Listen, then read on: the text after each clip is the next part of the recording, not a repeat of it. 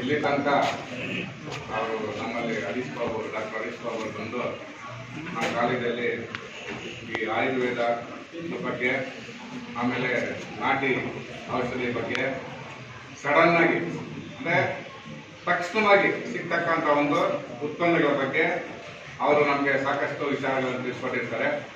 ಬಹುಶಃ ನಾವೆಲ್ಲ ತಿಳ್ಕೊಂಡಿರ್ತೀರಿ ಆ ಸೊಪ್ಪು ಈ ಸೊಪ್ಪು ಅಂತ ಹೇಳಿದ್ದೆ, ಬಟ್ ಯಾವ ಸೊಪ್ಪು ಏನು ಅಂತಲೇ ಗೊತ್ತಿರೋದಿಲ್ಲ. ಬಹುಶಃ ಇವತ್ತು ನಮಗೆ ಸಾಕಷ್ಟು ವಿಚಾರ ಅದರಿಂದ ನಾವು ತಿಳ್ಕೊಂಡ್ರಿ. ಯಾಕೆಂದರೆ ಒಬ್ಬ ಉತ್ತಮ ಏಳುಗನಾಗುವ ಮೊದಲು ಉತ್ತಮ ಕೇಳುಗನಾಗಬೇಕು. ನಾವು ಸರಿಯಾಗಿ ನಾವು ಕೇಳಿಸ್ಕೊಂಡಿದ್ದೆ ಆದರೆ ಅವ್ರು ಮಾಡಿರ್ತಕ್ಕಂಥ ಒಂದು ಕಾರ್ಯಕ್ರಮ ಯಶಸ್ವಿಯಾಗೋದಕ್ಕೆ ಸಾಧ್ಯ ಆಗುತ್ತೆ. ಇವತ್ತು ನಾವು ಸಾಕಷ್ಟು ವಿಚಾರಗಳನ್ನು ನಾವು ಅವರಿಂದ ನಾವು ತಿಳ್ಕೊಂಡ್ರೆ ಇದು ಮುಂದಿನ ದಿನಗಳಲ್ಲಿ ನಮಗೆ ತುಂಬ ಸಹಕಾರಿಯಾಗಿರ್ತದೆ. ಯಾಕಂದರೆ ನಮ್ಮ ಸುತ್ತಮುತ್ತಲು ಎಷ್ಟೋ ಪ್ಲಾಂಟ್ಸ್ ಇರ್ತದೆ, ಗಿಡಗಳಿರ್ತದೆ, ಬಟ್ ಯಾವ ಗಿಡದ ವಿಶೇಷತೆ ಏನು, ಪ್ರಾಮುಖ್ಯತೆ ಏನು ಅಂತ ನಮ್ಗೆ ಗೊತ್ತಿರೋದಿಲ್ಲ. ಬಹುಶಃ ಇವತ್ತು ಸಾಕಷ್ಟು ವಿಚಾರಗಳು ಅದರಿಂದ ನಮ್ಗೆ ಅರಿವಾಯಿತು. ಯಾಕಂದರೆ ನಾವು ತಿಳಿಸ್ಕೊಟ್ಟಿದ್ದರಿಂದ ನಾವು ತಿಳ್ಕೊಂಡ್ರೆ ಅಷ್ಟೇ ಯಾವ ಗಿಡದಲ್ಲಿ ಏನಿದೆ ಅನ್ನೋ ಒಂದು ವಿಚಾರನ ಅವರು ಸಾಕಷ್ಟು ತಿಳಿಸ್ಕೊಟ್ಟಿದ್ದಾರೆ. ಬಹುಶಃ ಈ ಒಂದು ಕಾರ್ಯಕ್ರಮದಿಂದ ನಮಗೆ ಒಂದು ಅಷ್ಟು ನಾಲೆಡ್ಜ್ ಬಂದಿದೆ ಅಥವಾ ಒಂದು ವಿಶೇಷವಾದಂಥ ಒಂದು ಜ್ಞಾನವನ್ನು ನಾವು ಪಡ್ಕೊಂಡಿದ್ದೀರಿ ಅಂತ ನನಗೆ ಅನಿಸ್ತದೆ.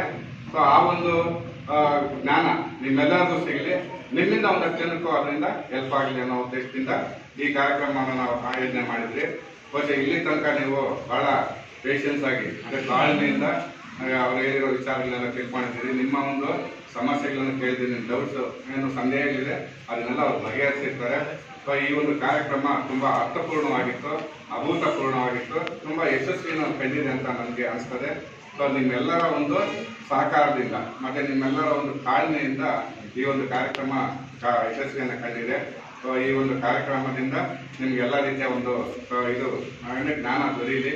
ಆ ಒಂದು ಜ್ಞಾನದಿಂದ ನೀವು ಅದನ್ನು ಪಡ್ಕೊಂಡು ನಿಮ್ಮ ಸುತ್ತಮುತ್ತಲು ಇರ್ತಕ್ಕಂಥ ಜನಕ್ಕೆ ಅದನ್ನು ನೀವು ತಿಳಿಸೋದ್ರಿಂದ ಒಂದು ಸಾರ್ಥಕತೆ ಇದರಲ್ಲಿ ಇರ್ತದೆ ಅಂತ ನನ್ನ ಅನಿಸಿಕೆ. ಸೊ ಈ ಹಿನ್ನೆಲೆಯಲ್ಲಿ ಇಲ್ಲಿ ತನಕ ಬಂದು ನಮಗೆ ಎಲ್ಲ ಒಂದು ಸಾಕಷ್ಟು ವಿಚಾರಗಳನ್ನು ತಿಳಿಸ್ಕೊಟ್ಟಿರ್ತಕ್ಕಂಥ ನಮ್ಮ ಡಾಕ್ಟರ್ ಹರೀಶ್ ಬಾಬು ಅವರಿಗೆ ನಮ್ಮ ಕಡೆಯಿಂದ ನಿಮ್ಮೆಲ್ಲರ ಕಡೆಯಿಂದ ಒಂದು ಆತ್ಮೀಯವಾದಂಥ ಒಂದು ವಂದನೆ.